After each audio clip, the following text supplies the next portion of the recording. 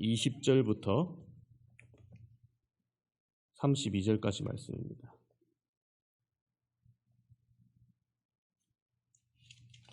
열왕기상 13장 20절부터 32절까지 말씀.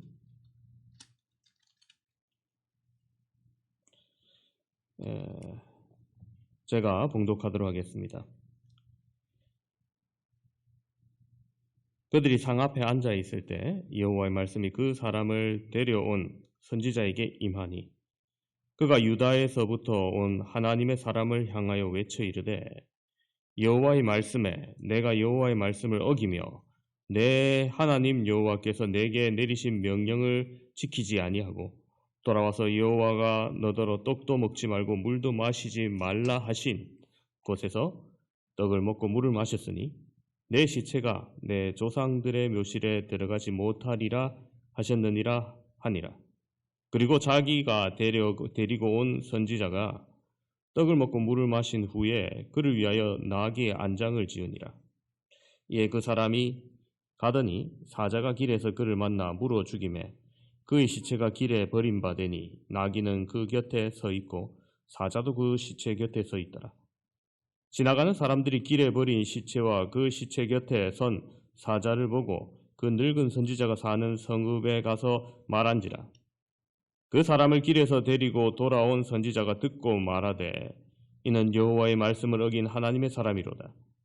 여호와께서 그에게 하신 말씀과 같이 여호와께서 그를 사자에게 넘기심에 사자가 그를 찢어 죽였도다 하고 이에 그의 아들들에게 말하여 이르되 나를 위하여 나귀의 안장을 지으라. 그들이 안장을 지으매 그가 가서 본즉 그의 시체가 길에 버림바 되었고 나귀와 사자는 그 시체 곁에 있는데 사자가 시체를 먹지도 아니하였고 나귀를 찢지도 아니하였더라.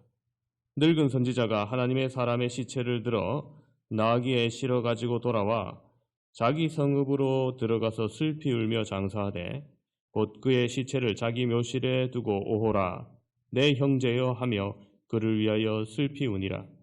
그 사람을 장사한 후에 그가 그 아들들에게 말하여 이르되 내가 죽거든 하나님의 사람을 장사한 묘실에 나를 장사하되 내 뼈를 그의 뼈 곁에 두라. 그가 여호와의 말씀으로 베델에 있는 제단을 향하고 또 사마리아 성읍들에 있는 모든 산당을 향하여 외쳐 말한 것이 반드시 이룰 것임이니라. 아멘.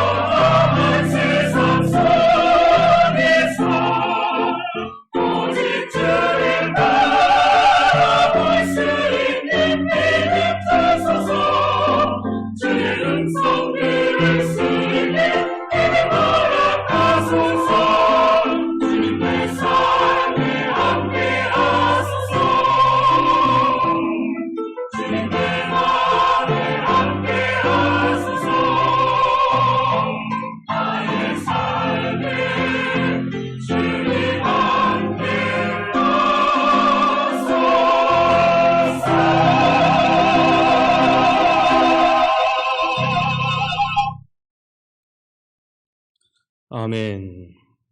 하나님께 영광의 박수를 돌립니다.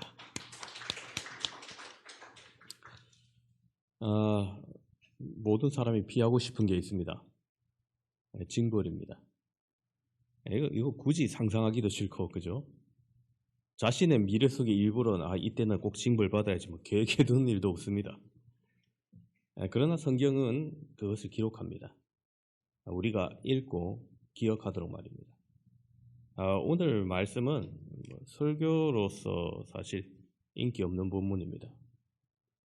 악인이 징벌을 당하는 것도 꺼림칙한데 선지자마저 징벌을 당하는 것을 보면서 우리는 무섭도록 엄하신 하나님을 보기 때문입니다. 하지만 그 속에 하나님의 깊이 있는 계획하심이 있음을 오늘 말씀을 통해서 보게 될 것입니다. 지난주 말씀 베델의 제단을 규탄한 사건과 이어지는 내용이 오늘 본문의 이야기입니다.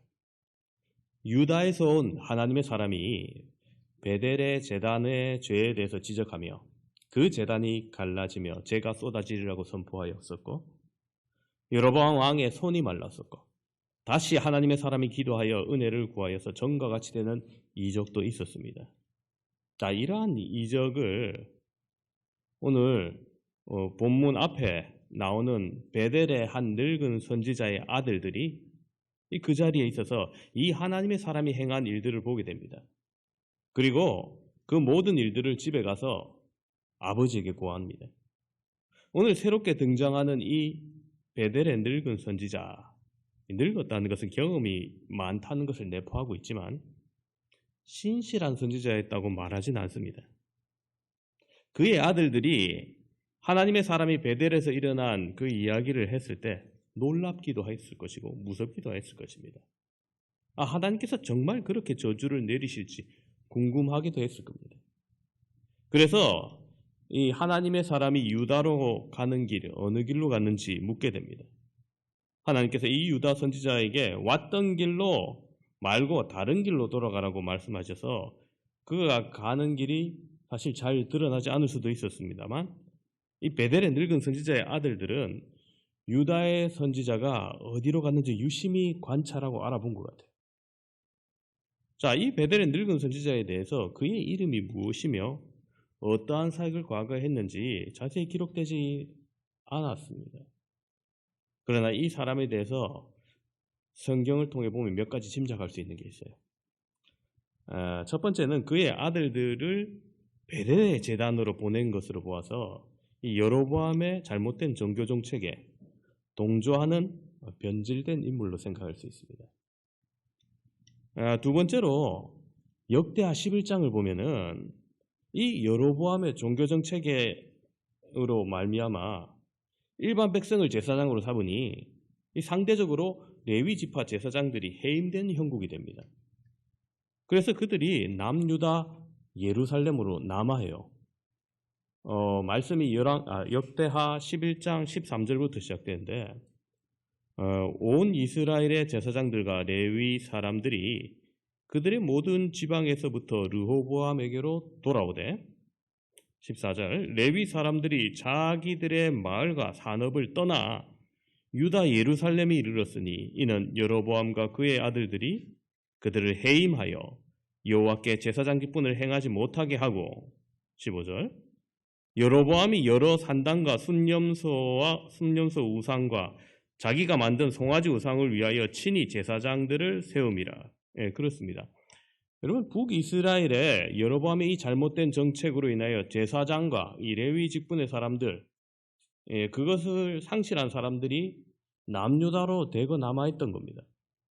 그래서 남아한 사람들을 무엇이라고 부르느냐 16절에 이스라엘 모든 지파 중에 마음을 굳게 하여 이스라엘의 하나님 여호와를 찾는 자들이 레위 사람들을 따라 예루살렘에 이르러 그들의 조상들의 하나님 여호와께 제사하고자 한지라. 여러분 그렇습니다. 자, 남아한 그들을 뭐라고 하느냐? 이스라엘 지파 중에 마음을 굳게 하여 이스라엘 하나님 여호와를 찾는 자 이렇게 표현해요.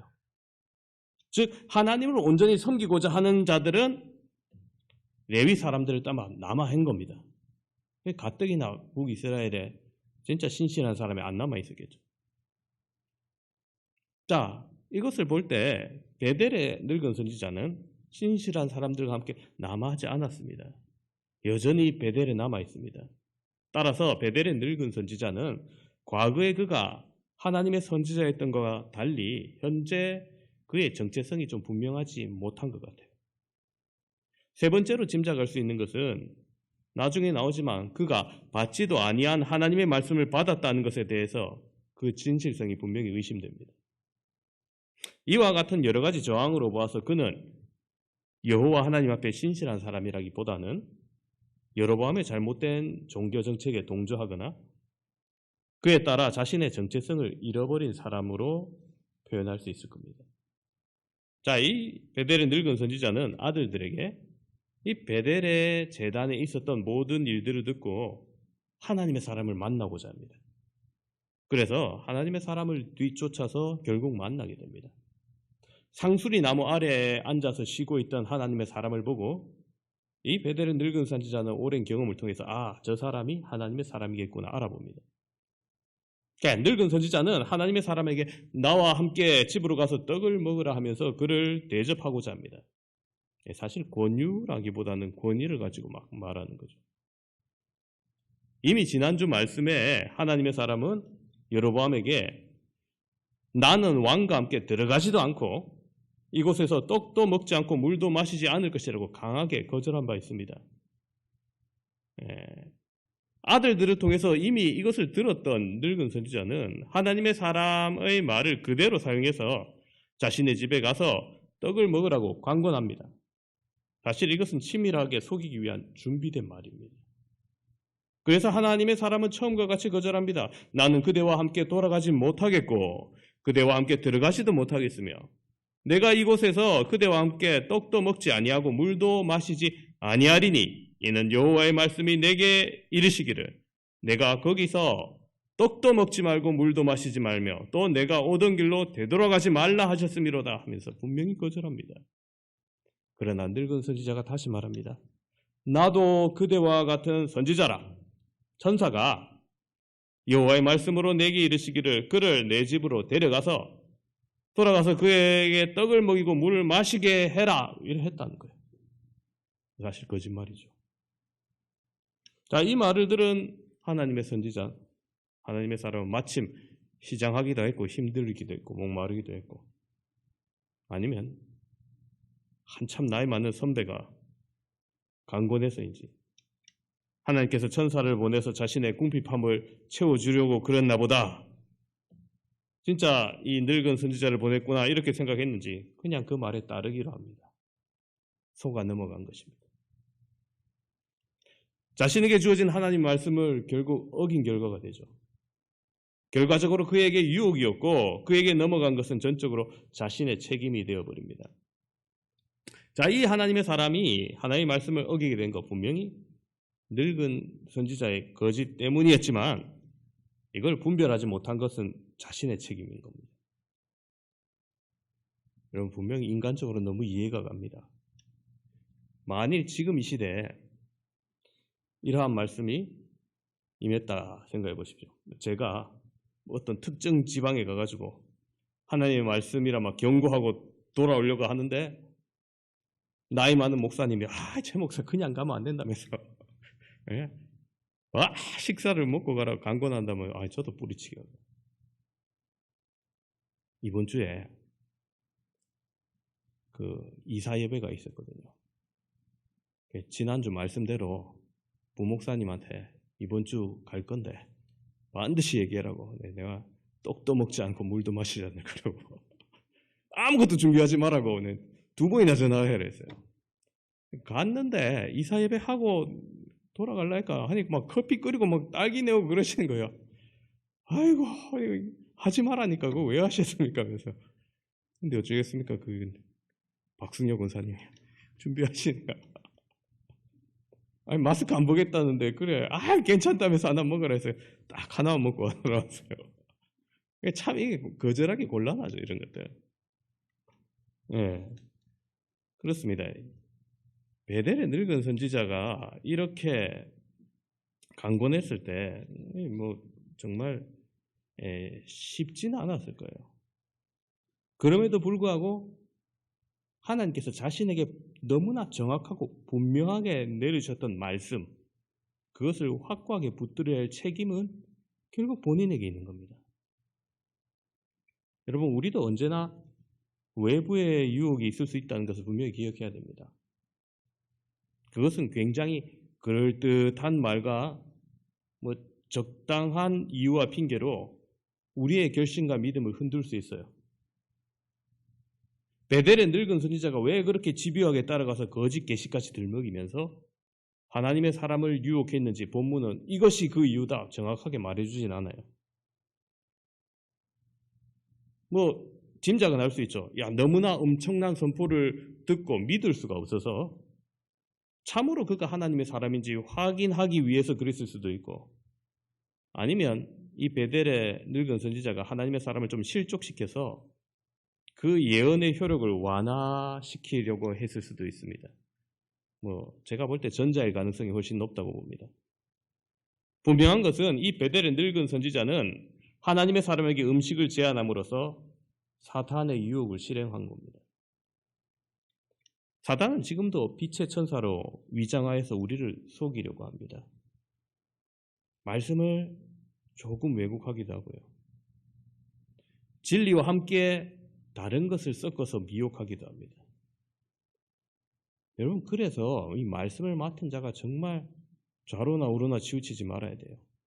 왜냐하면 이 말씀이 진리인데 자기 생각 다른 것을 좀 섞어서 얘기하면 결국 이 다른 거 섞은 것도 다 진리로 받아들여지거든요. 오늘날 문제 일으키는 데가 다 이런 데죠. 뉴스에 자주 나온 데가 좀 이런 데입니다. 사단은 지금도 빛의 천사로 우리를 속이려고 한다는 겁니다. 때로는 세속적인 축복에 거짓 약속을 하기도 합니다. 때로는 온정적인 인간관계를 이용해서 괜찮다면서 죄악에 눈 감게 하기도 합니다. 그러므로 우리도 여러분 깨어 있어서 유혹을 이겨내고 바른 분별력을 가져야 됩니다.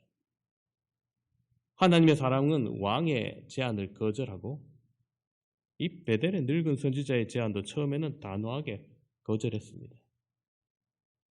하지만 선지자라는 말에 동업자 의식과 또 거짓 계시에 속아서 불순종의 길을 걷고 만 것이죠.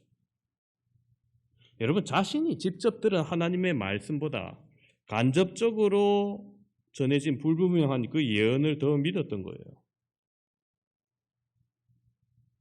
당장 배가 고팠고 너무나 목이 말랐을 수도 있겠죠. 하지만 명백하게 상충되는 예언을 듣고 확인해보지 않고 기다렸다는 시 받아들였습니다. 여러분, 저도 비슷한 경험이 과거에 있어요. 신대원에 들어가고 이제 교육 전도사 시절 결혼한 지 정말 얼마 안 됐을 때 이제 사역을 시작해야겠는데 첫 사역지를 두고 고민을 했습니다. 기도하던 중에 한 교회에서 면접 보자고 이제 담임 목사님을 통해서 연락이 왔어요. 그때 집사람이 대학생과 청년 시절 다니던 교회 같이 출석하고 있었거든요. 당시 담당 강도사님하고 좀 상의를 했습니다. 그 강도사님은 이제 40대셨는데 저의 신대원 3년 선배 되신 분인데 현실적인 조언을 해주시는 거예요. 최 전도사가 아직 사역을 시작하지 않아서 뭘 몰라서 그러는데 그 교회는 가지 않는 게 좋겠다는 거예요. 왜 그렇습니까? 이유를 물으니까 저를 오라 한 그 교회가 그곳이 이제 윤택한 지역도 아니고 주로 이제 좀 어려운 분들이 사는 곳이고 너무 작은 교회라 그렇다는 거예요. 첫 사역지를 대형 교회부터 시작해야지 이후로 계속 대형 교회를 거쳐서 담임 자리 나가기 수월한데 첫 사역지부터 작은 교회로 시작하면은 앞으로 힘들게 된다는 거예요. 현실적인 조언이고 먼저 된 선배의 조언이라 마냥 무시할 수는 없었어요. 근데 단지 선배의 조언만 듣고 사역을 거절할 수는 없잖아요. 그래서 다시 하나님께 확인하고 기도하던 중에 이런 생각을 주시는 거예요. 주님이라면 어떻게 하실까? 예수님이라면 어떻게 하실까? 그 질문을 하게 됐어요. 여러분, 종교의 중심지였던 예루살렘이 주무대가 아니셨던 예수님. 먼지 날리던 갈릴리 벽촌과 나사렛을 주로 다니시며 한 번씩 예루살렘에 오셨어도 화려한 데 주무시는 것이 아니라 예루살렘 근처 그 장녀 마리아가 살던, 못 사는 사람들이 살던 베다니에 자주 오셨던 예수님을 생각할 때 금방 답이 오더라고요. 물론 그곳에 참 쉽지 않은 시간을 보냈습니다. 영세민 지역이기 때문에 보통 환경과는 많이 달랐어요. 뭐 건물이 낡고 지저분하고 이런 거는 뭐 당연한 거고, 교회에 사무실조차 없어서 교역자가 주일에 잠깐 쉴 공간조차 없는 거예요. 담임 목사님의 부교역자 접근문이 없어서 천안에 있는 신대원에서 주중에는 공부하고 금요일 날 부산에 내려오면은 금정기도회 찬양부터 해서 토요일 오전에는 초등부 전도하고 토요일 오후에는 청년부 성경 공부하고 다시 주일에는 초등부 오전 예배, 초등부 오후 예배, 중고등부 예배, 혼자 교육기간 다 했어요. 지금 생각해보면 내가 그거 어떻게 다 했지 싶어요. 지금. 허리가 휠 지경이었습니다. 신혼 주중에 못 만나고 주말에 우리 집사람 만나는데 얼굴 볼 시간도 별로 없고. 그 요즘 주일학교 사이에 가면은 애들 간식 줘도 지 마음에 안 들면 잘 들고 가지도 않죠. 근데 그건 완전히 달라요. 그것은 달란트 잔치를 하면은 애들이 달란트 가지고 주로 지가 좋아하는 장난감 사는데 거기는 장난감보다 먹는 게 더 잘 팔리는 거예요. 먹는 거, 떡볶이, 만두, 이런 거 계속 달란트로 사는데 지가 다 먹는 게 아니고 막 싸가는 거예요. 왜 싸가냐? 물어보니까 집에 가서 동생이랑 할머니 지르려고. 우와, 요즘도 이런 애들이네. 가슴이 찡해져요. 한겨울인데 집에서 옷을 챙겨주는 어머니가 별로 없는지 반팔 티셔츠 입고 교회 오는 애들. 안 춥나니까 괜찮아요 하면서 입술이 벌어가지고 이러고.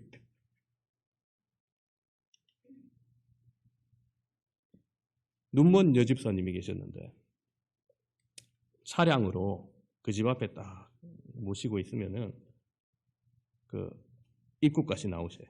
그러면 딱 데리고 이제 차에 딱 앉게 해주면은 예배 드리고 또 예배 끝나고 난 다음에 그분 집 앞에 딱 내려드리면 되는데, 대예배 중에 그분 남편 되시는 분이 술이 많이 취해가지고 또 한쪽에는 또 소주 한 반병쯤 먹고 그거 들고 예배당에 갑자기 드르륵 문 열고 들어와가지고 마누라 내놔라고 막 소리치는 거예요.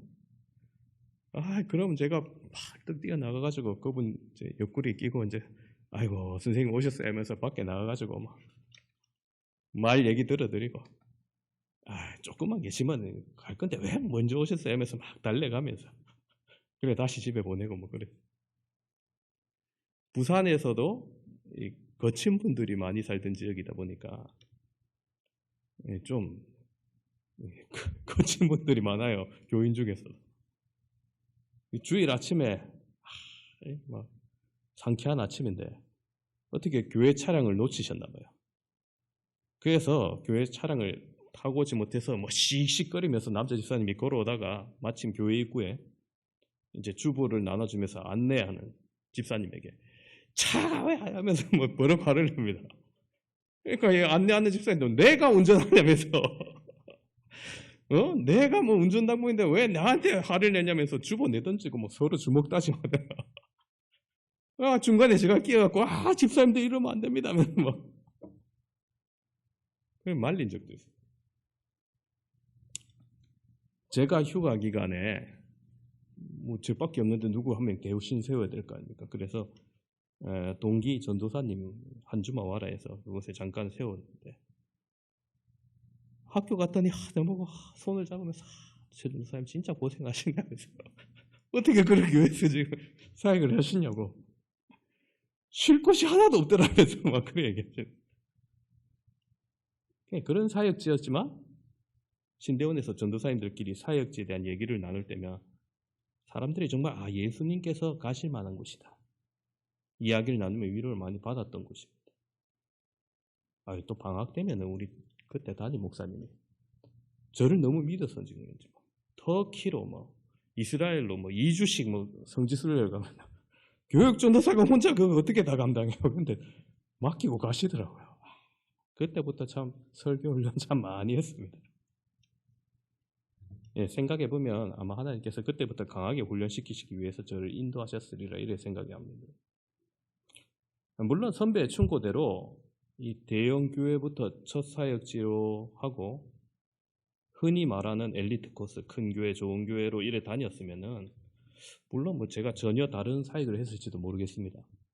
그것도 귀한 경험이고 귀한 사역이었을 겁니다. 그러나 하나님의 뜻을 확인하며 지금까지 걸어왔던 모든 교회를 바라볼 때 저를 훈련시키시고 또 해당 교회에서 저의 달란트가 반드시 필요했던 것으로 인도하심을 보면서 하나님의 간섭하심을 강하게 느낍니다. 여러분, 이처럼 하나님의 인도하심에는 반드시 확인이 필요한 겁니다. 그러나 오늘 본문의 하나님의 사람은 안타깝게도 그 확인을 하지 않았던 거예요. 베델의 늙은 선지자의 말에 그냥 속아 넘어가 버린 겁니다.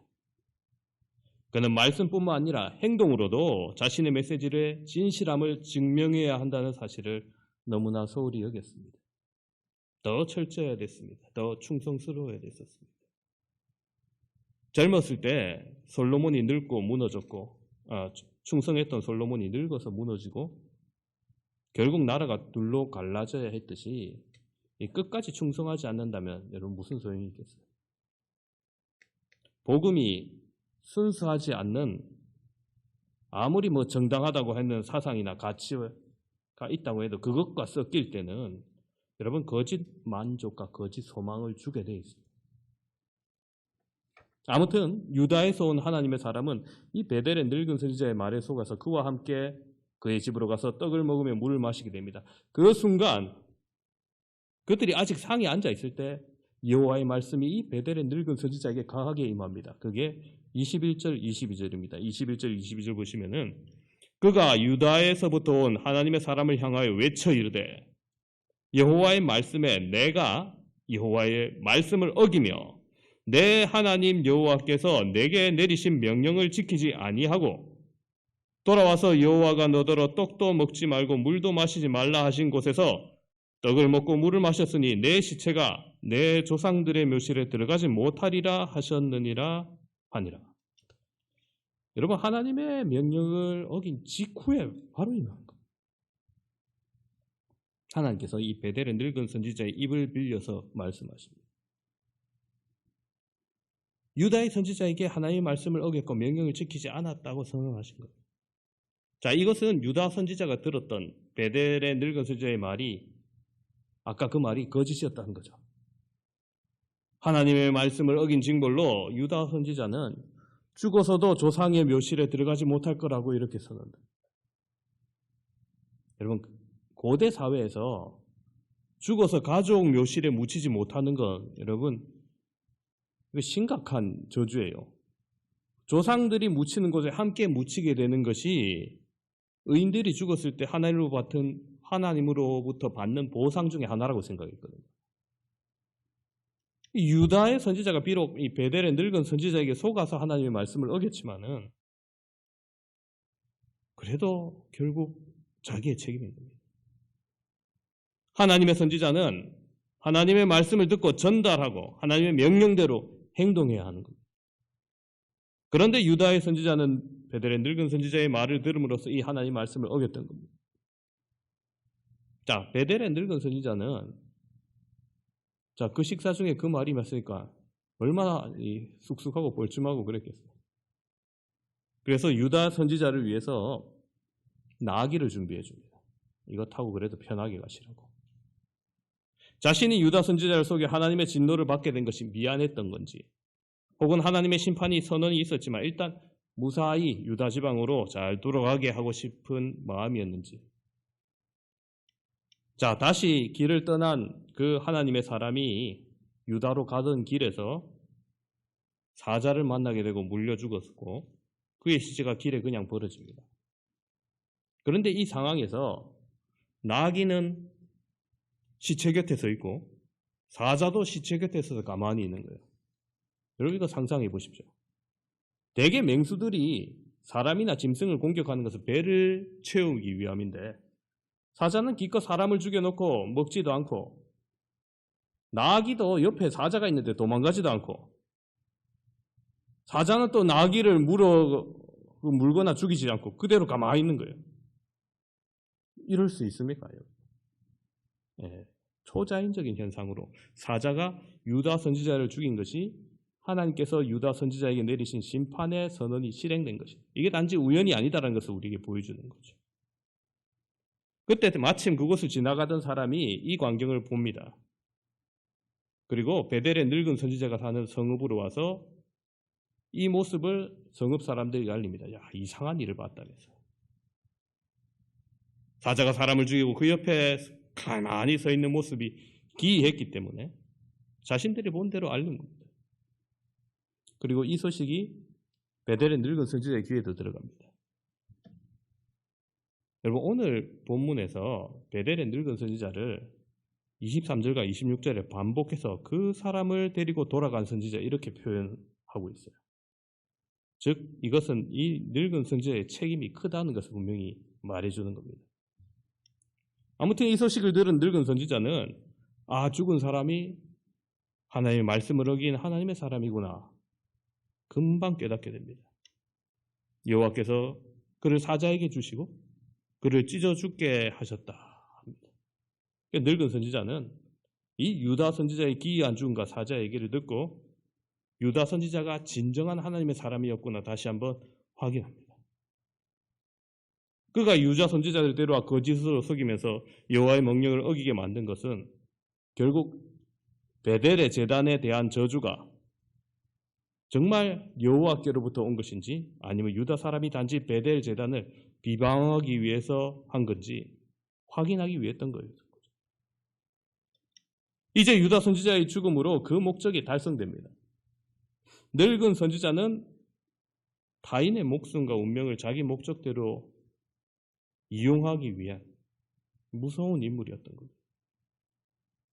늙은 선지자는 이제 그 현장을 직접 보기 위해서 아들들에게 나귀를 준비하라 하고 그곳으로 갑니다. 가서 보니까 정말 그 들은 대로 시체는 길에 던져져 있고 사자는 그 옆에 서 있고 나귀도 멀쩡하게 있어요. 그때까지도. 이제 이 늙은 선지자는 모든 것을 확인한 겁니다. 그가 정말 하나님의 사람이었고 하나님의 저주가 임한 것을 베델에 내렸던 저주의 말일도 참이라는 것을 이제 다 확인한 겁니다. 자신의 목적이 달성되었습니다. 늙은 선지자는 하나님의 사람의 시체를 나귀에 싣고 이제 베델로 돌아옵니다. 그러면서 이 죽음의 책임을 느끼고 애곡하면서 장사를 지내주려고 데려왔지만 결과적으로 어때요? 결과적으로 유다 선지자는 살아서도 죽어서도 고향 유다로 내려가지 못하고 베델로 돌아와 버리고 만 겁니다. 늙은 선지자는 하나님의 사람의 시체를 자신의 묘실에 안치하고 후한 장례를 치러줍니다. 그리고 장사한 후에 아들들에게 자신이 죽거든 그 하나님의 사람 장사한 묘실 곁에 자신의 뼈를 묻어달라고 그렇게 당부합니다. 여러분 이게 죽은 후에 진정한 하나님의 사람 곁에라도 묻어서 자신도 선지자라는 동질감과 일체감을 느끼고 싶었기 때문일 겁니다. 그는 유다 선지자의 죽음을 통해서 확인한 사실을 아들들에게 말합니다. 유다 선지자가 여호와의 말씀으로 베델의 제단과 산당을 향해서 한 말은 반드시 이루어질 것이다. 이렇게 얘기합니다. 여러분 그렇습니다. 유다 선지자는 죽음으로써 그의 말이 진실한 하나님의 말씀이었다는 것을 다시 한번 증명한 셈입니다. 그리고 그 일이 하나님께서 베델과 단에게 드려지는 제의와 산당을 매우 싫어한다는 사실, 여로보암과 베델에 있는 여러 사람들, 이스라엘 온 백성에게 다시 한번 알리는 계기가 된 겁니다. 여러분, 그래요. 하나님의 사람의 죽음은 분명히 안타깝지만 그 죽음으로 인해서 하나님께서 여로보암과 그 백성들에게 다시 한번 돌이킬 기회를 주신 겁니다. 하지만 여로보암은 유다 선지자의 죽음에도 악한 길에서 돌아서지 않습니다. 그는 하나님께서 명하신 레위 지파를 통해서 제사장으로 삼지 않았고 계속해서 일반 백성 중에 자원하는 사람들을 산당 제사장으로 세워 제사를 이어갔습니다. 하나님께서 직접 선지자를 보내서 경고함에도 불구하고 받아들이지 않았던 것. 그의 마음을 하나님으로부터 완전히 돌아섰고 더 이상 하나님을 이스라엘의 왕으로 섬기지 않았던 것. 이 돌아설 기회를 거절한 여로보암의 집은 베델과 단에 금송아지를 둔 것과 산당을 만든 죄를 계속해서 지었고 결국 하나님께서 여로보암의 집을 이 땅에서 끊어버리겠다고 선언하심으로써 그 심판을 나중에 고스란히 받게 됩니다. 사랑하는 성도 여러분, 여로보암이 무엇이 두려워서 그랬습니까? 하나님의 심판보다 당장 백성이 예루살렘에 가서 예배 드리는 것, 자신의 왕권이 약화될 것을 더 걱정했기 때문에 이 단과 베델의 제단을 포기할 수 없었던 거 아니겠습니까? 그렇게 하나님에 대한 신앙을 잃어버린 인간은 나쁜 결과가 올지 알면서도, 뻔히 알면서도 현재의 두려움을 극복하지 못하고 어리석은 선택을 하게 되는 것입니다. 오늘 이 자리에 나오신 사랑하는 성도 여러분, 우리는 이 말씀을 통해서 주시는 교훈을 분명히 발견하게 됩니다. 그것은 바로 하나님의 말씀은 진실되다는 겁니다. 여러분, 그 증명이 무엇이냐? 첫 번째로 하나님의 말씀이 진실되다는 것은 오늘 이 선지자의 죽음으로 증명되었습니다. 하나님의 말씀을 삶으로 전해야 할 선지자가 불순종함으로 말씀에 대한 권위가 위험에 처해지자 죽음으로 그 말씀의 진실성을 하나님께서 회복하게 하신 겁니다. 물론 그 개인적으로 그 선지자는 좀 억울한 면이 있겠죠. 그러나 그의 죽음이 끝이 아니기 때문에 하나님께서 뭔가 은총을 주셨을 겁니다. 하나님은 지금도 순종하는 이에게 영생의 축복으로, 불순종하는 이에게는 심판으로 자신의 말씀이 얼마나 확실한지 증명하시고 계십니다. 나의 말과 행동은 주의 말씀에 진리가 되게 하는지 아니면 다른 사람에게 믿음지 못한 얘기가 되는지 돌아봐야 되는 겁니다. 두 번째로 하나님 말씀이 진실되다는 것은 베델의 늙은 선지자의 입으로 입증되었습니다. 자, 유다에서 올라온 선지자를 향한 심판의 메시지를 베델의 선지자가 입으로 전하게 하셨죠. 그리고 지나가던 사람들을 통해서 기이한 죽음의 소식을 듣게 하셨고 또 그 죽음의 광경을 직접 목격하게 하심으로 베델의 선지자가 했던 그 의심이 틀렸고 유다에서 온 선지자는 분명히 하나님이 보낸 선지자이며 따라서 그가 전한 심판의 메시지 또한 틀림없는 하나님의 말씀임을 제일 먼저 깨닫도록 한 겁니다. 그래서 유다 선지자의 죽음으로 확실히 증명된 하나님의 심판의 예언을 이 베델의 선지자를 통해서 다시 한번 선포하게 하시는 겁니다. 저 베델의 제단을 규탄한 말씀이 옳다.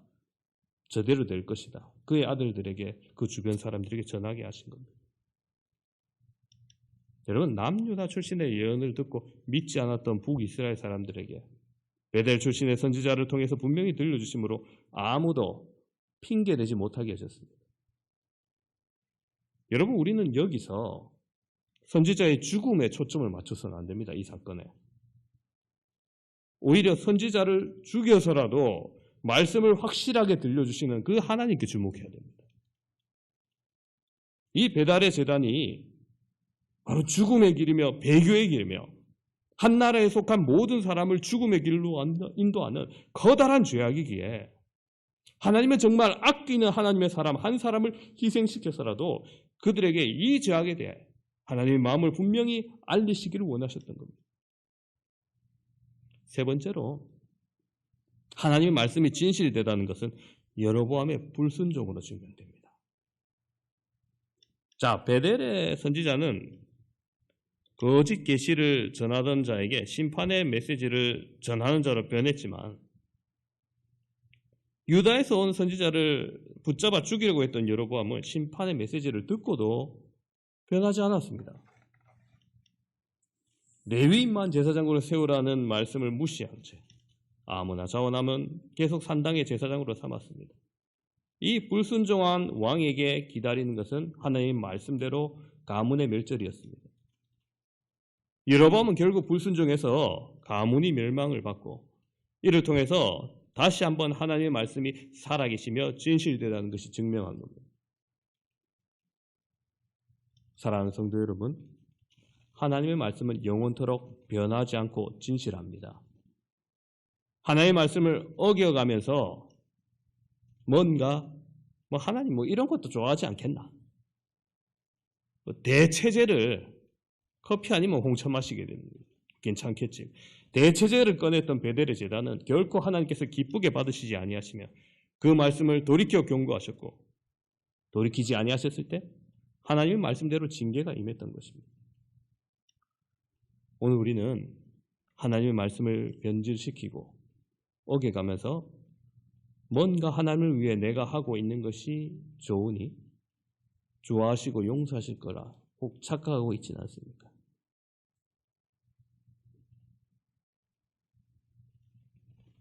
자기가 생각할 때 정권 교체가 좋으니까 정권 교체를 원하는 그 목사님하고 같이 있으면 좋은 거 그런 거 아니라는 거예요. 하나님의 말씀을 썩지 마십시오. 베델에서 하나님을 향해 제사하면 좋아할 것이다. 산당에서 하나님께 제사하면 좋아할 것이다. 레위인 아니면 어때? 하나님께서 제사 드리면 좋아하실 것이다. 여러분, 이러한 생각은 그가 보인 종교적인 열심이 헛것인 것임을 증명되는 겁니다. 자신만의 착각에 빠져 종교를 변질시키던 여로보암은 결국 심판을 받게 되었습니다. 오늘 말씀을 정리합니다. 함께 예배드리는 사랑하는 성도 여러분, 유다에서 온 하나님의 사람은 베델의 늙은 선지자의 말에 미혹을 받아 결국 하나님의 말씀에 불순종하는 과오를 범했습니다. 그의 죽음은 안타까운 죽음이지만 그 죽음으로 하나님의 말씀이 진실되다는 것이 증명되었습니다. 그렇습니다. 하나님의 말씀은 진실합니다. 그 진리의 말씀에 우리가 어떻게 해야 하겠습니까? 하나님은 있는 그대로의 순종을 기뻐하십니다. 순종하지 않고 뭔가 다르게 하나님의 일을 한다. 결국 불순종일 뿐입니다. 잘못된 편견과 아지발에 있는 베델의 제단은 결국 무너지고 망했습니다. 우리는 오직 하나님의 말씀에 순종함으로 하나님의 은총 아래에 있는 저와 여러분 되시기를 주님의 이름으로 축원합니다. 기도하겠습니다. 주님 은혜를 감사합니다. 언제나 우리에게 자비와 은혜를 베풀어 주시지만 하나님의 말씀이 임했을 때 그 하나님의 말씀대로 그 하나님의 명령대로 온전히 순종함을 원하시는 주님의 모습을 또한 보게 됩니다. 베델의 제단을 규탄하고 그것을 위하여서 왔던 선지자에게 떡도 먹지 말고 물도 마시지 말고 돌아가라 명령했지만 그가 미혹받아 결국에는 잘못된 길로 걸어갔고 그에 대한 심판이 내려졌음을 오늘 말씀을 통해서 보게 됩니다. 그러나 하나님은 그 죽음을 통하여서 더욱더 많은 사람을 살리기 위하셨고 그 죽음을 통하여서 하나님의 말씀이 진실됨을 증명하며 그 말씀대로 반드시 심판이 임할 것을 경고하고 예언하는 말씀이 되었음을 다시 한번 보게 됩니다. 주님, 오늘 우리의 삶에서도 우리를 미혹하게 하는 여러 가지 일들, 진리와 섞여서 우리가 참으로 순수한 하나님의 말씀을 바라보지 못하게 하는 것들이 너무나 많이 있음을 주님 앞에 고백합니다. 주님, 오늘 우리에게 주셨던 하나님의 말씀을 순수하게 본질적으로 볼 수 있게 하시고 좌로나 우로나 치우치지 아니하고 현명하게 구분할 수 있게 하여 주시며 우리가 그 말씀을 구분하고 온전히 따를 때 여호와 하나님의 은총 아래 은혜 아래 형통한 삶을 살 수 있도록 주여 우리를 지켜 보호하여 주시옵소서. 감사를 드리며 우리 구주 예수 그리스도 이름으로 기도드립니다. 아멘. 찬송가 546장 찬양하시면서 모든 사람이 피하고 싶은 게 있습니다. 징벌입니다. 이거 굳이 상상하기도 싫고, 그죠? 자신의 미래 속의 일부러는 이때는 꼭 징벌 받아야지 뭐 계획해 두는 일도 없습니다. 그러나 성경은 그것을 기록합니다. 우리가 읽고 기억하도록 말입니다. 오늘 말씀은 설교로서 사실 인기 없는 본문입니다. 악인이 징벌을 당하는 것도 꺼림칙한데 선지자마저 징벌을 당하는 것을 보면서 우리는 무섭도록 엄하신 하나님을 보기 때문입니다. 하지만 그 속에 하나님의 깊이 있는 계획하심이 있음을 오늘 말씀을 통해서 보게 될 것입니다. 지난주 말씀 베델의 제단을 규탄한 사건과 이어지는 내용이 오늘 본문의 이야기입니다. 유다에서 온 하나님의 사람이 베델의 제단의 죄에 대해서 지적하며 그 제단이 갈라지며 재가 쏟아지리라고 선포하였었고 여로보암 왕의 손이 말랐었고 다시 하나님의 사람이 기도하여 은혜를 구하여서 전과 같이 되는 이적도 있었습니다. 자, 이러한 이적을 오늘 본문 앞에 나오는 베델의 한 늙은 선지자의 아들들이 그 자리에 있어서 이 하나님의 사람이 행한 일들을 보게 됩니다. 그리고 그 모든 일들을 집에 가서 아버지에게 고합니다. 오늘 새롭게 등장하는 이 베델의 늙은 선지자, 늙었다는 것은 경험이 많다는 것을 내포하고 있지만 신실한 선지자였다고 말하지는 않습니다. 그의 아들들이 하나님의 사람이 베델에서 일어난 그 이야기를 했을 때 놀랍기도 했을 것이고 무섭기도 했을 것입니다. 하나님께서 정말 그렇게 저주를 내리실지 궁금하기도 했을 겁니다. 그래서 이 하나님의 사람이 유다로 가는 길 어느 길로 갔는지 묻게 됩니다. 하나님께서 이 유다 선지자에게 왔던 길로 말고 다른 길로 돌아가라고 말씀하셔서 그가 가는 길이 사실 잘 드러나지 않을 수도 있었습니다만 이 베델의 늙은 선지자의 아들들은 유다의 선지자가 어디로 갔는지 유심히 관찰하고 알아본 것 같아요. 자, 이 베델의 늙은 선지자에 대해서 그의 이름이 무엇이며 어떠한 사역을 과거에 했는지 자세히 기록되지 않았습니다. 그러나 이 사람에 대해서 성경을 통해 보면 몇 가지 짐작할 수 있는 게 있어요. 첫 번째는 그의 아들들을 베델의 제단으로 보낸 것으로 보아서 이 여로보암의 잘못된 종교 정책에 동조하는 변질된 인물로 생각할 수 있습니다. 두 번째로 역대하 11장을 보면은 이 여로보암의 종교 정책으로 말미암아 일반 백성을 제사장으로 삼으니 이 상대적으로 레위 지파 제사장들이 해임된 형국이 됩니다. 그래서 그들이 남유다 예루살렘으로 남하해요.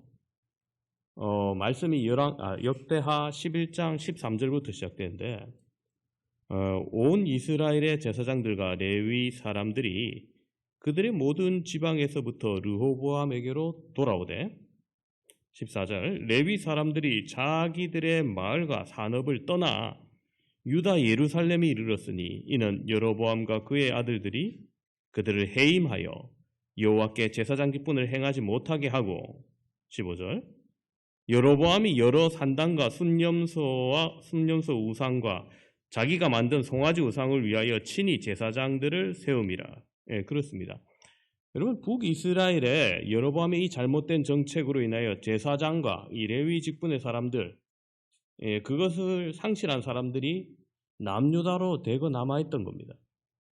그래서 남아한 사람들을 무엇이라고 부르느냐? 16절에 이스라엘 모든 지파 중에 마음을 굳게 하여 이스라엘의 하나님 여호와를 찾는 자들이 레위 사람들을 따라 예루살렘 이르러 그들의 조상들의 하나님 여호와께 제사하고자 한지라. 여러분 그렇습니다.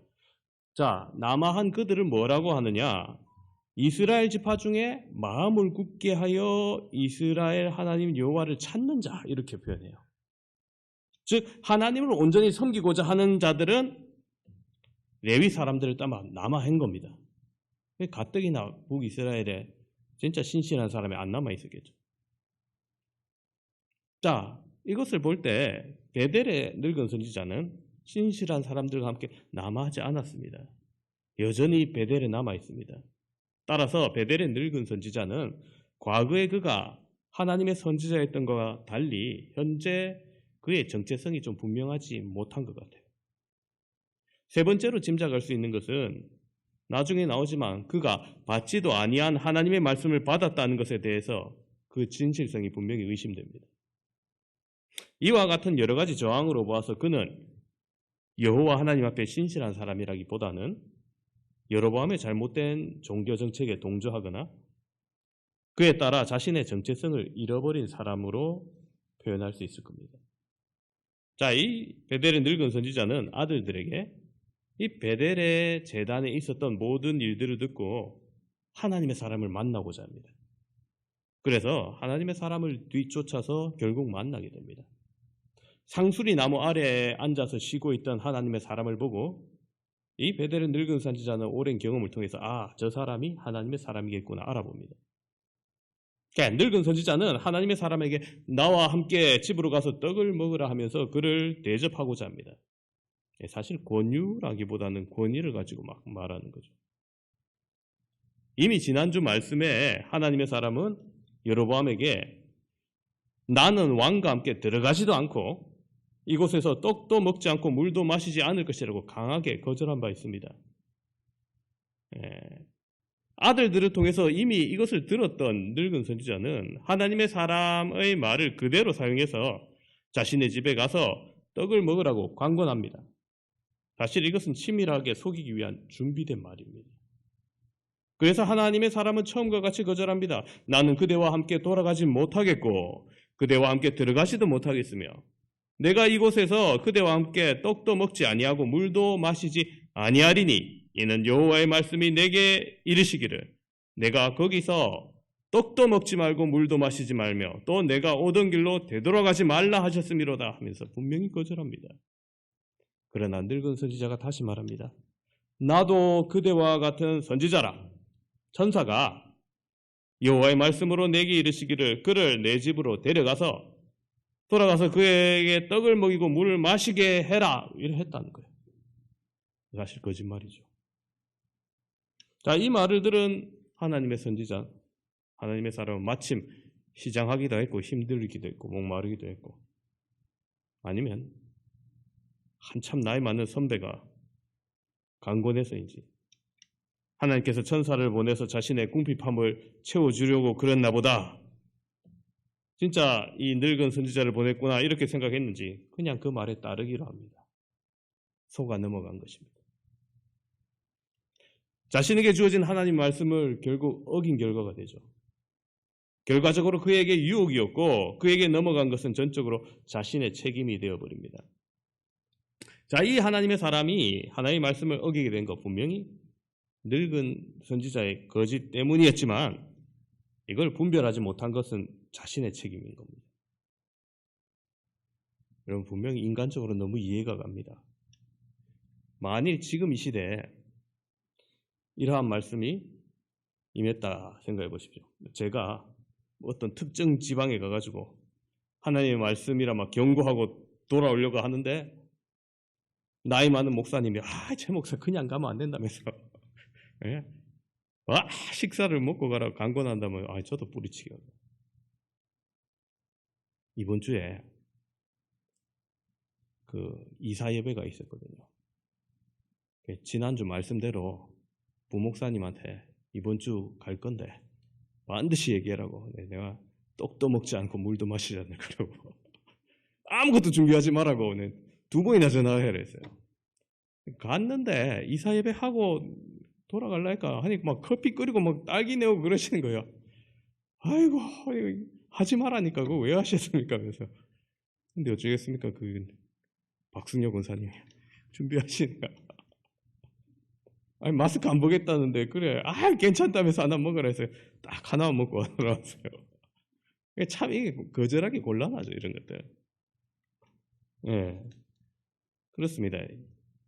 베델의 늙은 선지자가 이렇게 강권했을 때 뭐 정말 쉽지는 않았을 거예요. 그럼에도 불구하고 하나님께서 자신에게 너무나 정확하고 분명하게 내리셨던 말씀, 그것을 확고하게 붙들어야 할 책임은 결국 본인에게 있는 겁니다. 여러분, 우리도 언제나 외부의 유혹이 있을 수 있다는 것을 분명히 기억해야 됩니다. 그것은 굉장히 그럴듯한 말과 뭐 적당한 이유와 핑계로 우리의 결심과 믿음을 흔들 수 있어요. 베델의 늙은 선지자가 왜 그렇게 집요하게 따라가서 거짓 계시까지 들먹이면서 하나님의 사람을 유혹했는지 본문은 이것이 그 이유다 정확하게 말해주진 않아요. 뭐 짐작은 할 수 있죠. 너무나 엄청난 선포를 듣고 믿을 수가 없어서 참으로 그가 하나님의 사람인지 확인하기 위해서 그랬을 수도 있고, 아니면 이 베델의 늙은 선지자가 하나님의 사람을 좀 실족시켜서 그 예언의 효력을 완화시키려고 했을 수도 있습니다. 뭐 제가 볼 때 전자의 가능성이 훨씬 높다고 봅니다. 분명한 것은 이 베델의 늙은 선지자는 하나님의 사람에게 음식을 제안함으로써 사탄의 유혹을 실행한 겁니다. 사탄은 지금도 빛의 천사로 위장하여서 우리를 속이려고 합니다. 말씀을 조금 왜곡하기도 하고요. 진리와 함께 다른 것을 섞어서 미혹하기도 합니다. 여러분, 그래서 이 말씀을 맡은 자가 정말 좌로나 우로나 치우치지 말아야 돼요. 왜냐하면 이 말씀이 진리인데 자기 생각 다른 것을 좀 섞어서 얘기하면 결국 이 다른 거 섞은 것도 다 진리로 받아들여지거든요. 오늘날 문제 일으키는 데가 다 이런 데죠. 뉴스에 자주 나온 데가 좀 이런 데입니다. 사단은 지금도 빛의 천사로 우리를 속이려고 한다는 겁니다. 때로는 세속적인 축복에 거짓 약속을 하기도 합니다. 때로는 온정적인 인간관계를 이용해서 괜찮다면서 죄악에 눈 감게 하기도 합니다. 그러므로 우리도 여러분 깨어 있어서 유혹을 이겨내고 바른 분별력을 가져야 됩니다. 하나님의 사랑은 왕의 제안을 거절하고 이 베델의 늙은 선지자의 제안도 처음에는 단호하게 거절했습니다. 하지만 선지자라는 말에 동업자 의식과 또 거짓 계시에 속아서 불순종의 길을 걷고 만 것이죠. 여러분, 자신이 직접 들은 하나님의 말씀보다 간접적으로 전해진 불분명한 그 예언을 더 믿었던 거예요. 뭐 당장 배가 고팠고 뭐 너무나 목이 말랐을 수도 있겠죠. 하지만 명백하게 상충되는 예언을 듣고 확인해 보지 않고 기다렸다는 듯이 받아들였습니다. 여러분, 저도 비슷한 경험이 과거에 있어요. 신대원에 들어가고 이제 교육 전도사 시절 결혼한 지 정말 얼마 안 됐을 때 이제 사역을 시작해야겠는데 첫 사역지를 두고 고민을 했습니다. 기도하던 중에 한 교회에서 면접 보자고 이제 담임 목사님을 통해서 연락이 왔어요. 그때 집사람이 대학생과 청년 시절 다니던 교회 같이 출석하고 있었거든요. 당시 담당 강도사님하고 좀 상의를 했습니다. 그 강도사님은 이제 40대셨는데 뭐 저의 신대원 3년 선배 되신 분인데 현실적인 조언을 해주시는 거예요. 최 전도사가 아직 사역을 시작하지 않아서 뭘 몰라서 그러는데 그 교회는 가지 않는 게 좋겠다는 거예요. 왜 그렇습니까? 이유를 물으니까 저를 오라 한 그 교회가 그곳이 이제 윤택한 지역도 아니고 주로 이제 좀 어려운 분들이 사는 곳이고 너무 작은 교회라 그렇다는 거예요. 첫 사역지를 대형 교회부터 시작해야지 이후로 계속 대형 교회를 거쳐서 담임 자리 나가기 수월한데 첫 사역지부터 작은 교회로 시작하면은 앞으로 힘들게 된다는 거예요. 현실적인 조언이고 먼저 된 선배의 조언이라 마냥 무시할 수는 없었어요. 근데 단지 뭐 선배의 조언만 듣고 사역을 거절할 수는 없잖아요. 그래서 다시 하나님께 확인하고 기도하던 중에 이런 생각을 주시는 거예요. 주님이라면 어떻게 하실까? 예수님이라면 어떻게 하실까? 그 질문을 하게 됐어요. 여러분, 종교의 중심지였던 예루살렘이 주무대가 아니셨던 예수님. 먼지 날리던 갈릴리 벽촌과 나사렛을 주로 다니시며 한 번씩 예루살렘에 오셨어도 화려한 데 주무시는 것이 아니라 예루살렘 근처 그 장녀 마리아가 살던 못 사는 사람들이 살던 베다니에 자주 오셨던 예수님을 생각할 때 금방 답이 오더라고요. 물론 그곳에 참 쉽지 않은 시간을 보냈습니다. 영세민 지역이기 때문에 보통 환경과는 많이 달랐어요. 뭐 건물이 낡고 지저분하고 이런 거는 뭐 당연한 거고, 교회에 사무실조차 없어서 교역자가 주일에 잠깐 쉴 공간조차 없는 거예요. 담임 목사님의 부교역자 접근이 없어서 천안에 있는 신대원에서 주중에는 공부하고 금요일 날 부산에 내려오면은 금정기도회 찬양부터 해서 토요일 오전에는 초등부 전도하고 토요일 오후에는 청년부 성경 공부하고 다시 주일에는 초등부 오전 예배, 초등부 오후 예배, 중고등부 예배 혼자 교육기간 다 했어요. 지금 생각해보면 내가 그거 어떻게 다 했지 싶어요. 지금. 허리가 휠 지경이었습니다. 신혼 주중에 못 만나고 주말에 우리 집사람 만나는데 얼굴 볼 시간도 별로 없고. 그 요즘 주일학교 사회 가면은 애들 간식 줘도 지 마음에 안 들면 잘 들고 가지도 않죠. 근데 그건 완전히 달라요. 그것은 달란트 잔치를 하면은 애들이 달란트 가지고 주로 지가 좋아하는 장난감 사는데 거기는 장난감보다 먹는 게 더 잘 팔리는 거예요. 먹는 거, 떡볶이, 만두, 이런 거 계속 달란트로 사는데 지가 다 먹는 게 아니고 막 싸가는 거예요. 왜 싸가냐? 물어보니까 집에 가서 동생이랑 할머니 지르려고. 우와, 요즘도 이런 애들이네. 가슴이 찡해져요. 한겨울인데 집에서 옷을 챙겨주는 어머니가 별로 없는지 반팔 티셔츠 입고 교회 오는 애들. 안 춥나니까 괜찮아요 하면서 입술이 벌어가지고 이러고.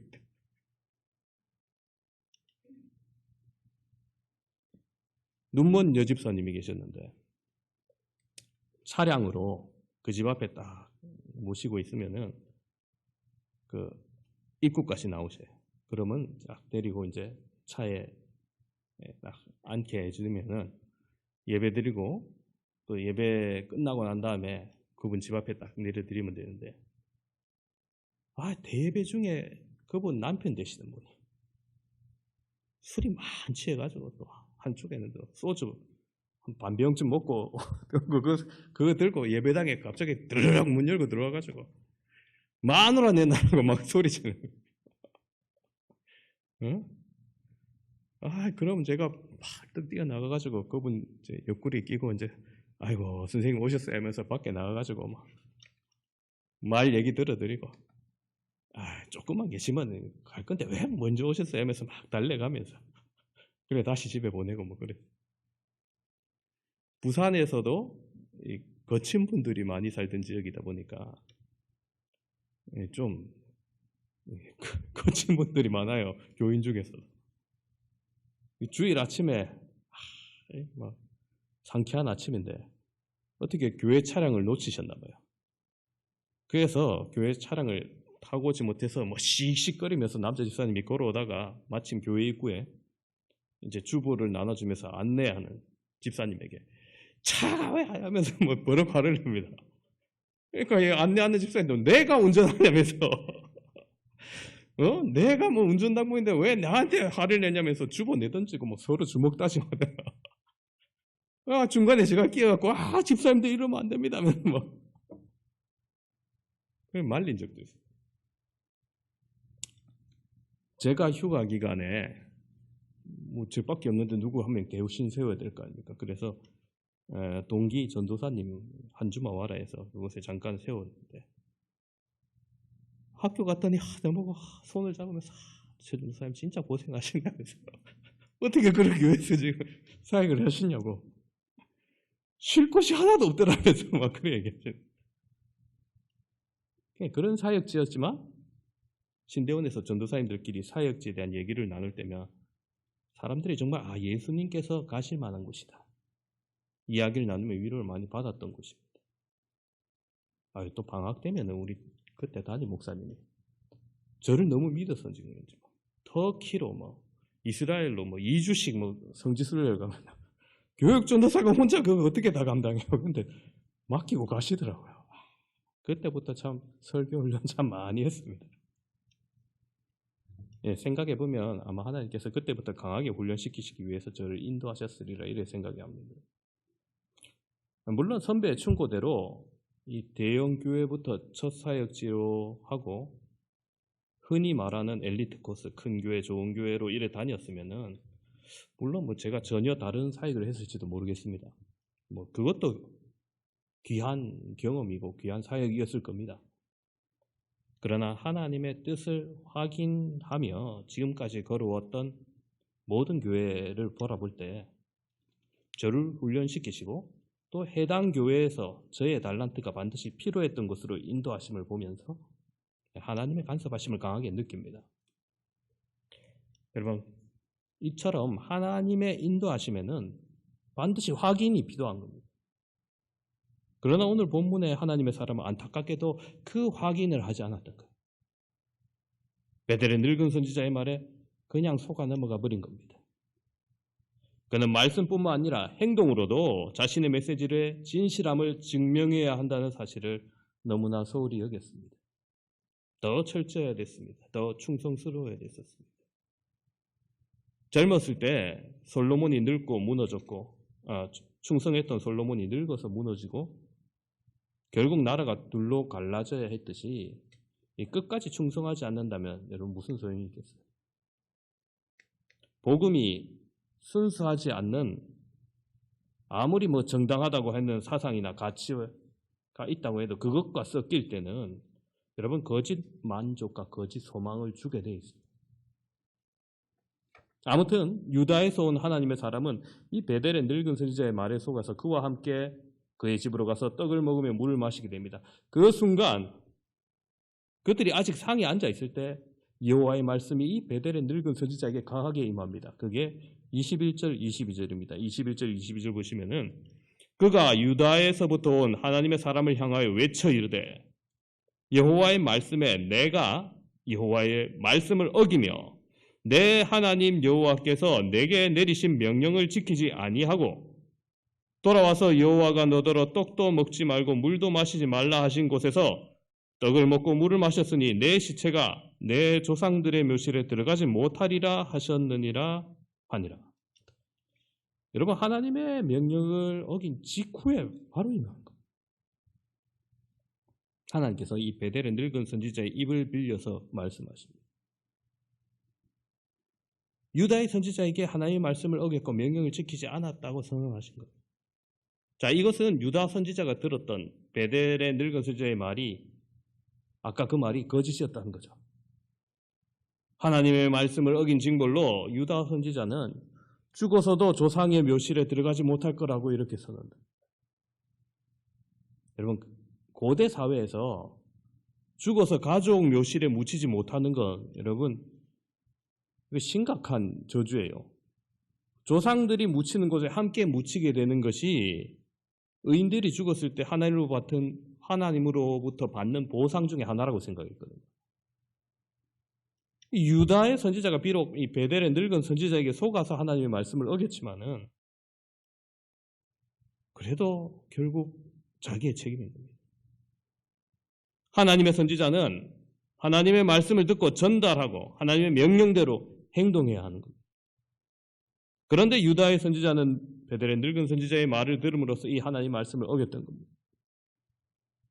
자, 베델의 늙은 선지자는 그 식사 중에 그 말이 맞으니까 얼마나 쑥쑥하고 뻘쭘하고 그랬겠어요. 그래서 유다 선지자를 위해서 나귀를 준비해 줍니다. 이거 타고 그래도 편하게 가시라고. 자신이 유다 선지자를 속여 하나님의 진노를 받게 된 것이 미안했던 건지, 혹은 하나님의 심판이 선언이 있었지만 일단 무사히 유다 지방으로 잘 돌아가게 하고 싶은 마음이었는지. 자, 다시 길을 떠난 그 하나님의 사람이 유다로 가던 길에서 사자를 만나게 되고 물려 죽었고 그의 시체가 길에 그냥 버려집니다. 그런데 이 상황에서 나귀는 시체 곁에 서 있고 사자도 시체 곁에 서서 가만히 있는 거예요. 여러분 이거 상상해 보십시오. 대개 맹수들이 사람이나 짐승을 공격하는 것은 배를 채우기 위함인데 사자는 기껏 사람을 죽여놓고 먹지도 않고 나귀도 옆에 사자가 있는데 도망가지도 않고 사자는 또 나귀를 물거나 죽이지 않고 그대로 가만히 있는 거예요. 이럴 수 있습니까?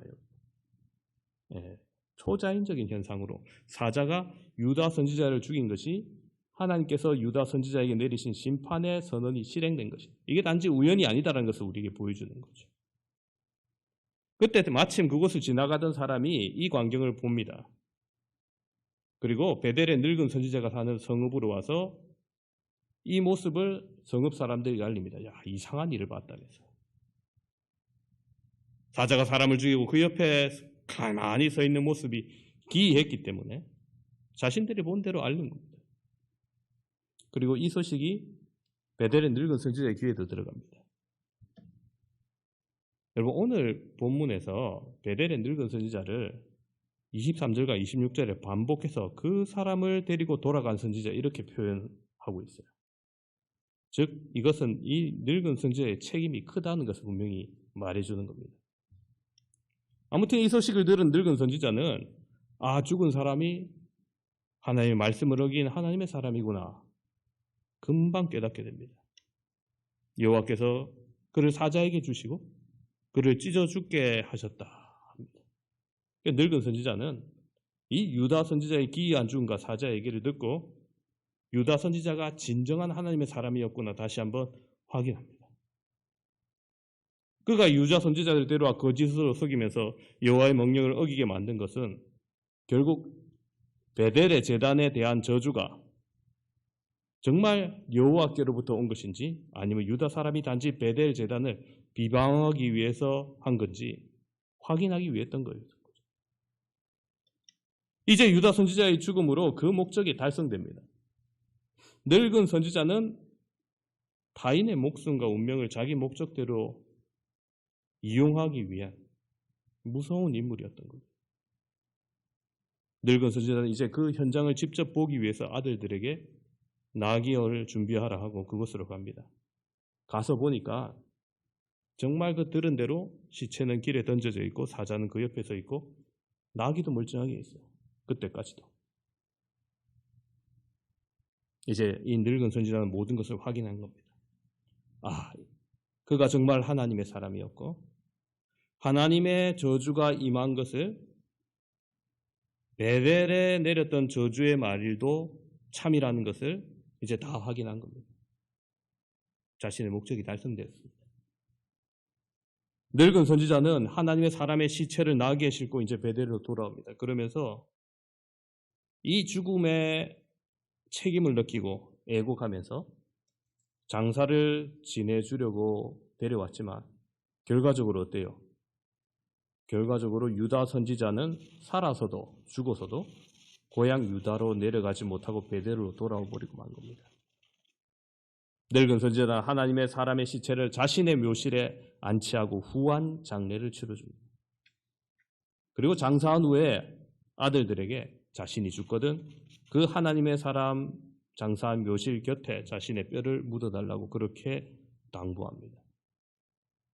여러분 이게 죽은 후에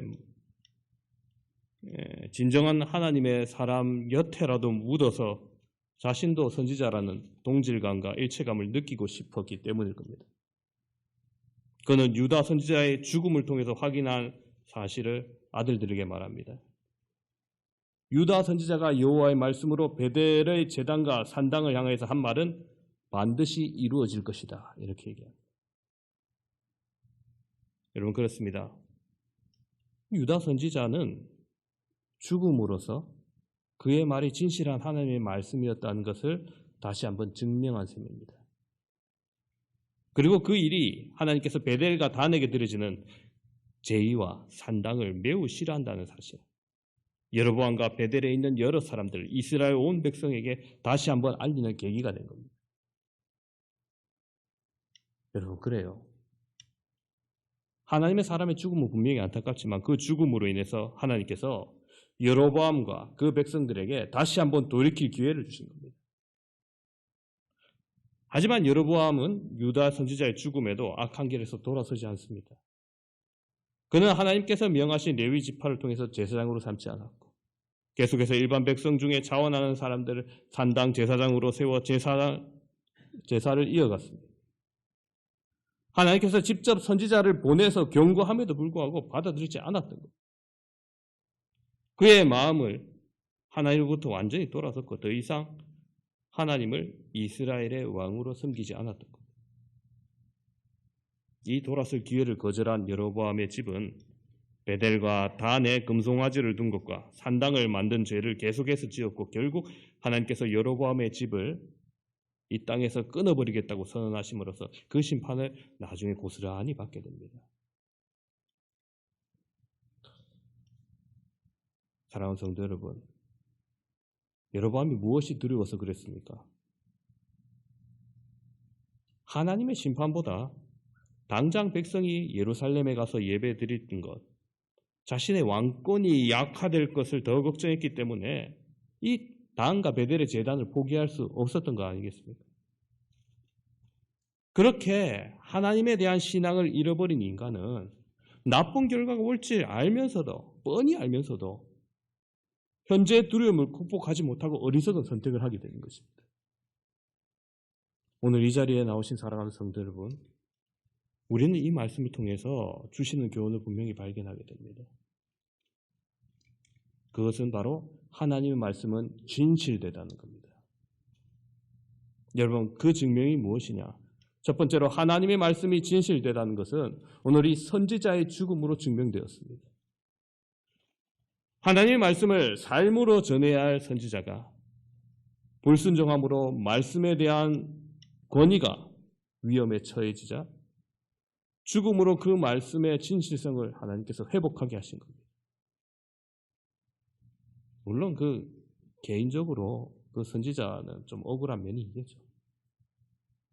그러나 그의 죽음이 끝이 아니기 때문에 하나님께서 뭔가 은총을 주셨을 겁니다. 하나님은 지금도 순종하는 이에게 영생의 축복으로, 불순종하는 이에게는 심판으로 자신의 말씀이 얼마나 확실한지 증명하시고 계십니다. 나의 말과 행동은 주의 말씀에 진리가 되게 하는지 아니면 다른 사람에게 미덥지 못한 얘기가 되는지 돌아봐야 되는 겁니다. 두 번째로 하나님 말씀이 진실되다는 것은 베델의 늙은 선지자의 입으로 입증되었습니다. 자, 유다에서 올라온 선지자를 향한 심판의 메시지를 베델의 선지자가 입으로 전하게 하셨죠. 그리고 지나가던 사람들을 통해서 기이한 죽음의 소식을 듣게 하셨고 또 그 죽음의 광경을 직접 목격하게 하심으로 베델의 선지자가 했던 그 의심이 틀렸고 유다에서 온 선지자는 분명히 하나님이 보낸 선지자이며 따라서 그가 전한 심판의 메시지 또한 틀림없는 하나님의 말씀임을 제일 먼저 깨닫도록 한 겁니다. 그래서 유다 선지자의 죽음으로 확실히 증명된 하나님의 심판의 예언을 이 베델의 선지자를 통해서 다시 한번 선포하게 하시는 겁니다. 저 베델의 제단을 규탄한 말씀이 옳다. 저대로 될 것이다. 그의 아들들에게, 그 주변 사람들에게 전하게 하신 겁니다. 여러분, 남유다 출신의 예언을 듣고 믿지 않았던 북이스라엘 사람들에게 베델 출신의 선지자를 통해서 분명히 들려주심으로 아무도 핑계대지 못하게 하셨습니다. 여러분, 우리는 여기서 선지자의 죽음에 초점을 맞춰서는 안 됩니다. 이 사건에. 오히려 선지자를 죽여서라도 말씀을 확실하게 들려주시는 그 하나님께 주목해야 됩니다. 이 배달의 제단이 바로 죽음의 길이며 배교의 길이며 한 나라에 속한 모든 사람을 죽음의 길로 인도하는 커다란 죄악이기에 하나님은 정말 아끼는 하나님의 사람 한 사람을 희생시켜서라도 그들에게 이 죄악에 대해 하나님의 마음을 분명히 알리시기를 원하셨던 겁니다. 세 번째로, 하나님의 말씀이 진실이 되다는 것은 여로보암의 불순종으로 증명됩니다. 자, 베델의 선지자는 거짓 계시를 전하던 자에게 심판의 메시지를 전하는 자로 변했지만, 유다에서 온 선지자를 붙잡아 죽이려고 했던 여로보암은 심판의 메시지를 듣고도 변하지 않았습니다. 레위인만 제사장으로 세우라는 말씀을 무시한 채 아무나 자원하면 계속 산당의 제사장으로 삼았습니다. 이 불순종한 왕에게 기다리는 것은 하나님의 말씀대로 가문의 멸절이었습니다. 여로보암은 결국 불순종해서 가문이 멸망을 받고, 이를 통해서 다시 한번 하나님의 말씀이 살아계시며 진실되다는 것이 증명한 겁니다.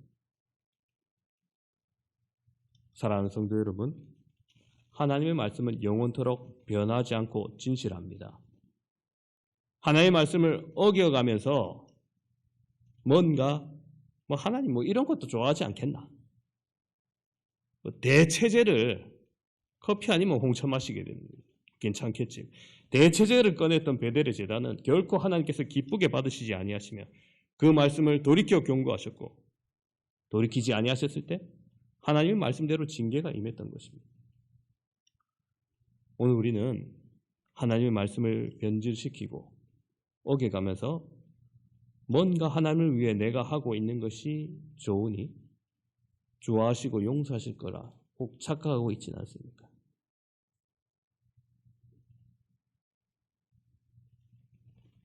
자기가 생각할 때 정권 교체가 좋으니까 정권 교체를 원하는 그 목사님하고 같이 있으면 좋은 거, 그런 거 아니라는 거예요. 하나님의 말씀을 썩지 마십시오. 베델에서 하나님을 향해 제사하면 좋아할 것이다. 산당에서 하나님께 제사하면 좋아할 것이다. 레위인 아니면 어때? 하나님께서 제사 드리면 좋아하실 것이다. 여러분, 이러한 생각은 그가 보인 종교적인 열심이 헛것인 것임을 증명되는 겁니다. 자신만의 착각에 빠져 종교를 변질시키던 여로보암은 결국 심판을 받게 되었습니다. 오늘 말씀을 정리합니다. 함께 예배드리는 사랑하는 성도 여러분, 유다에서 온 하나님의 사람은 베델의 늙은 선지자의 말에 미혹을 받아 결국 하나님의 말씀에 불순종하는 과오를 범했습니다. 그의 죽음은 안타까운 죽음이지만 그 죽음으로 하나님의 말씀이 진실되다는 것이 증명되었습니다. 그렇습니다. 하나님의 말씀은 진실합니다. 그 진리의 말씀에 우리가 어떻게 해야 하겠습니까? 하나님은 있는 그대로의 순종을 기뻐하십니다. 순종하지 않고 뭔가 다르게 하나님의 일을 한다. 결국 불순종일 뿐입니다. 잘못된 편견과 아지발에 있는 베델의 제단은 결국 무너지고 망했습니다.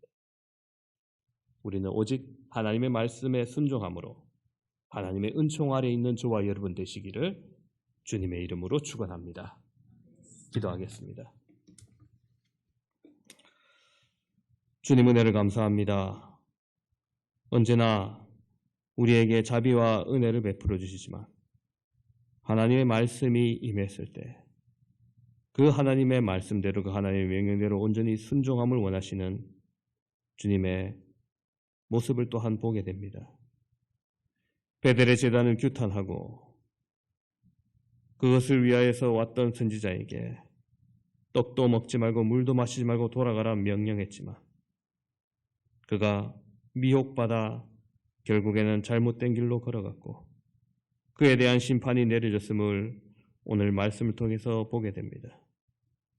그러나 하나님은 그 죽음을 통하여서 더욱더 많은 사람을 살리기 위하셨고 그 죽음을 통하여서 하나님의 말씀이 진실됨을 증명하며 그 말씀대로 반드시 심판이 임할 것을 경고하고 예언하는 말씀이 되었음을 다시 한번 보게 됩니다. 주님, 오늘 우리의 삶에서도 우리를 미혹하게 하는 여러 가지 일들, 진리와 섞여서 우리가 참으로 순수한 하나님의 말씀을 바라보지 못하게 하는 것들이 너무나 많이 있음을 주님 앞에 고백합니다. 주님, 오늘 우리에게 주셨던 하나님의 말씀을 순수하게 본질적으로 볼 수 있게 하시고 좌로나 우로나 치우치지 아니하고 현명하게 구분할 수 있게 하여 주시며 우리가 그 말씀을 구분하고 온전히 따를 때 여호와 하나님의 은총 아래 은혜 아래 형통한 삶을 살 수 있도록 주여 우리를 지켜 보호하여 주시옵소서. 감사를 드리며 우리 구주 예수 그리스도 이름으로 기도드립니다. 아멘.